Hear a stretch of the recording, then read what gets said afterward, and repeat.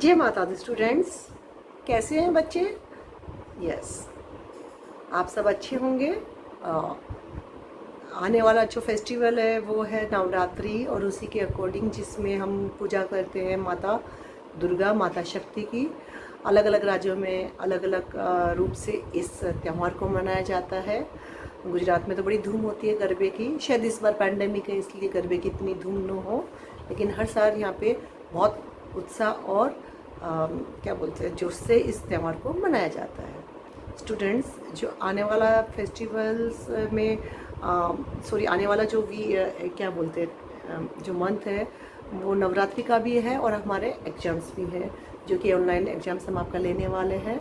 तो उसमें एक पार्ट आ रहा था जो लास्ट वीडियो मैंने भेजा था स्टोरी टेलिंग का, है ना, कि आर्ट ऑफ स्टोरी टेलिंग, कैसे हम स्टोरी को बोलते हैं। आज उसी को हम आगे प्रोसेस लेते हैं कि ये जो एग्ज़ाम्स में आपकी जो स्टोरी लिखने के लिए भी आएगी कि how to write the story. तो सबसे पहले हमने सीख लिया कि कैसे बोलते हैं, लेकिन जब तक हमको स्टोरी लर्न नहीं होगी तो हम उसको लिख नहीं पाएंगे। तो इसको हमको स्टोरी कैसे लर्न करनी है, हमें एक एक लाइन्स को उसको स्पीक करना है, बोलना है, और उसके बाद में हमको वो स्टोरी लर्न करनी है। फिर अपनी मम्मी को सुनानी है, पापा को सुनानी है, दादा को सुनानी है। जैसे जितना आप स्टोरी को बोलोगे उतना ही ज़्यादा आप उसको लर्न कर पाओगे। आज मेरे पास स्टैंडर्ड 4th की English grammar and composition book, उसका पेज नंबर आप खोलेंगे तो आज हम आपके लिए एक स्टोरी लेंगे। सबसे पहले लिखेंगे फर्स्ट की स्टोरी हम लेंगे 3 ग्रीडी फ्रेंड्स। कौन सी स्टोरी ली हमने? 3 ग्रीडी फ्रेंड्स। देखिएगा, ये पिक्चर देखिएगा, और ये हमारी स्टोरी है 3 ग्रीडी फ्रेंड्स। तो आप भी अपनी बुक खोलिएगा और देखिएगा पेज नंबर 93 आप निकालिएगा। और आज मैं आपको बताती हूँ कि हम स्टोरी कैसे लिखते हैं, कैसे पढ़ते हैं और कैसे लर्न करते हैं। सबसे पहले स्टूडेंट 4th स्टैंडर्ड हो तो सबसे पहले मैं आपको बता देती हूँ कि फर्स्ट टाइम आप यदि स्टोरी लिख रहे हो तो स्टोरी हमेशा पास्ट टेंस में लिखी जाती है। जो हो चुका है, जो घटना हो चुकी है, हम उसको बोलते हैं तो वो हमारी स्टोरी कहलाती है। अंडरस्टूड? तो हमेशा पास्ट टेंस में लिखी जा रही है। और जब एग्जाम में आपके पास आउटलाइंस रहेगी तो वो आपको आउटलाइंस बहुत मदद करेगी, हेल्प करेगी आपको स्टोरी लिखने में।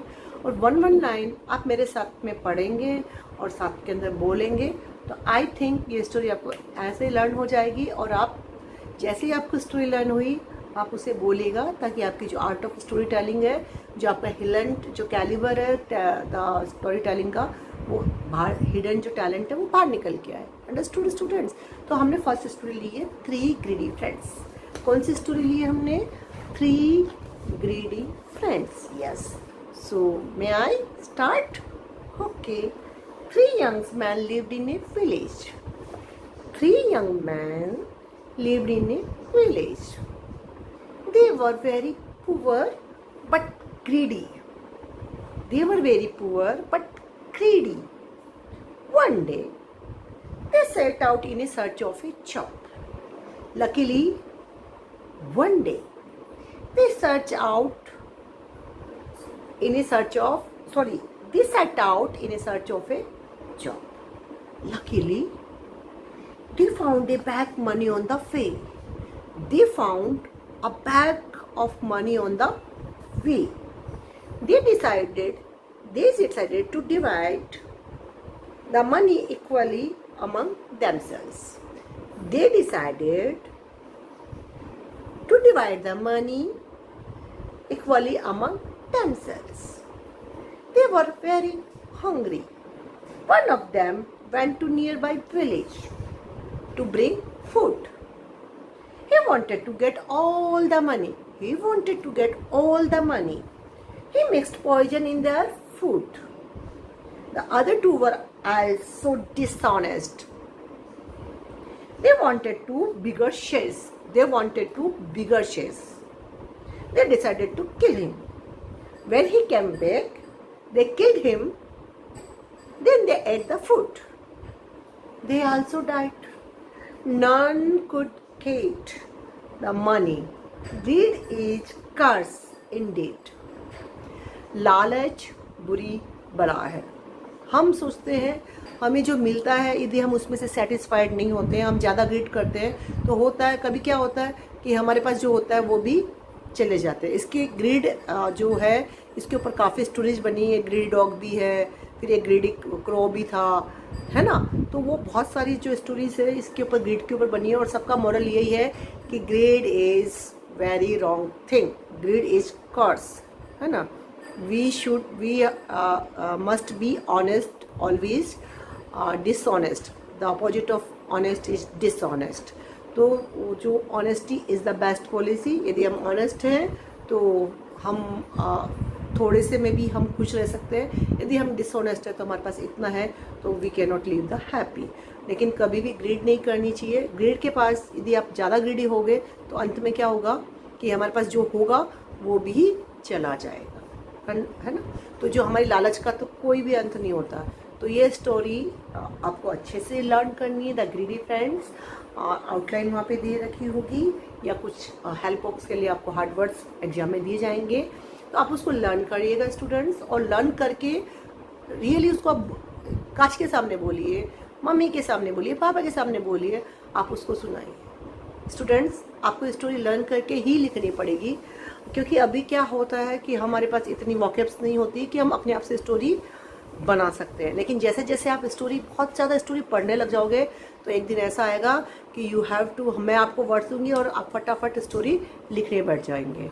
लेकिन अभी आपको ये स्टोरी बहुत अच्छे से लर्न करनी है और एग्जाम में लर्न बाय हार्ट, नहीं कि कॉपी करके लिखनी है। ऑनलाइन एग्जाम से तो आपको लगता है कि टीचर तो है ही नहीं है, लेकिन टीचर नहीं है तो क्या हो गया। आपको मैंने एक मॉरल स्टोरी सुनाई थी कि गॉड इज सीइंग एवरीथिंग।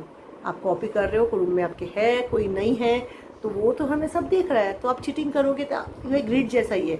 आज हमने चीटिंग करके लिख ली, कल आपको चीटिंग करने का यदि नहीं मिलेगा तो क्या होगा, आप लिख नहीं पाओगे और आपके मार्क्स कम आएंगे। तो लोग आप पे विश्वास नहीं करेंगे और लोग आपको ट्रस्ट नहीं करेंगे कि आपने सही में लर्न किया है कि नहीं किया है। तो आप एक आपको मैं बताती हूँ, आई एम योर टीचर, कि आप हमेशा जो भी चीज़ लिखो वो चाहे छोटा सा लिखो, चाहे आप 3 लाइन्स भी लर्न करो, लेकिन वो लर्न करके लिखो, उसको कॉपी करके मत लिखो। कॉपी करना इज़ आल्सो ए ग्रीड, है ना, it's also very dishonest thing. तो please don't become dishonest, be honest boy, be honest girl, and just learn your story nicely. Okay, second हम लिखते हैं the fox and the crane. ये story भी आपने सुनी होगी, the fox and the crane. तो ये है आपके पेज नंबर 94 है, see fox and the crane, this story, है ना, ठीक है ना, मस्त वाली स्टोरी है, देखिए। चलिए मैं इसको रीड करती हूँ, आप भी अपनी बुक्स खोलिए, और 2 टाइम्स मैं एक लाइन रीड करूँगी तो 1 टाइम्स, ठीक है। A fox and a crane lived in a forest. A fox and a crane lived in a forest. A fox was very cunning. The fox was very cunning. One day, he invited the crane to dinner. One day, he invited to crane a dinner. He placed a flat dish. He placed a flat dish before the crane. There was a soup in it. क्या था? There was a soup in it. The crane had a long beak. The crane had a long beak. He could pick up very little soup. He could pick up very little soup. The fox lapped it up in no time. The crane went away hungry. Next day, the crane invited the fox to dinner. He placed a narrow jar before the fox. देखिए, he placed the narrow jar before the fox. There was a boiled rice in it. There was a boiled rice in it. The fox could not put his mouth into the narrow jar. The fox could not put his mouth into the narrow jar. He could not eat any rice. He could not eat any rice. The crane ate all the rice. The crane ate all the rice. The fox had to go hungry. Tit for tat. Yes, ये story थी fox and crane की, कि fox and fox थी ना, उसने first time क्या किया, crane को डिनर पे इनवाइट किया, और यह मालूम है जो फॉक्स जो क्रेन का स्ट्रक्चर होता है वो एक बर्ड होता है, उसकी एक लंबी बीक होती है। तो उसने क्या किया, फ्लैट डिश के अंदर सूप को परोसा। तो क्रेन तो उसको पी नहीं पाया, तो क्या हुआ, और फॉक्स तो करके जल्दी जल्दी लप लप करके सारा सूप पी गई। क्रेन को भी लगा कि मुझे भी मज़ा चखाना चाहिए फॉक्स को। उसने क्या किया, फॉक्स को सेकेंड डे डिनर पे बुलाया और एक जार लेके, जो नेरो जो होता है ना उसमें जाग लेके उसके अंदर बॉइल्ड राइस लगे।